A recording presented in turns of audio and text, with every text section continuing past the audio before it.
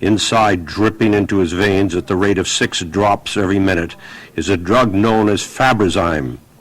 It is also called enzyme replacement therapy, or ERT. $13,000 for that little bag.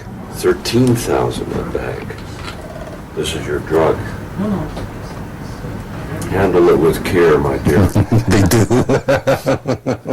That's $300,000 a year, no laughing matter for the Ontario government, who refused to pay for the drug. Rick has received his as part of a clinical trial, and he only has enough to last until June. It's scary. It's scary, and it's just inhuman when there's a solution out there not to apply it. Rick and other Ontario Fabry victims are now facing death by default as the therapy gets denied. For this, we have to look at the Common Drug Review, the bureaucratic machinery that decides what drugs will be funded by the provinces. They did not approve Fabrazyme, but Ontario could still cover the cost of the drug. Instead, it weaseled out and fudged the facts.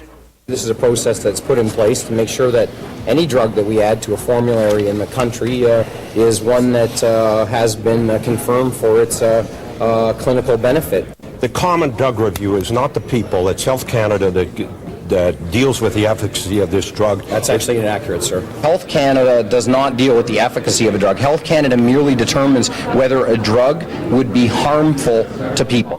Hold on, Minister. Health Canada does determine the effectiveness of drugs.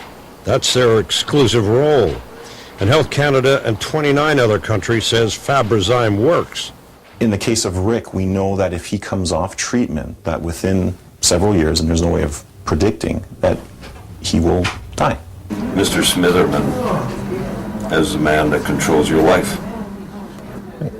Yeah, he's got the button on my life right now.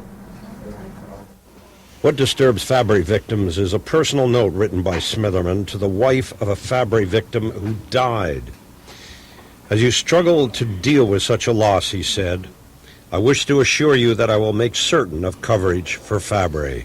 It's my understanding that patients that were receiving the product at the time that I wrote that note continue to do so. Well, Minister, you're a bit mistaken about that as well. We'll tell you about that on our next Silverman Helps.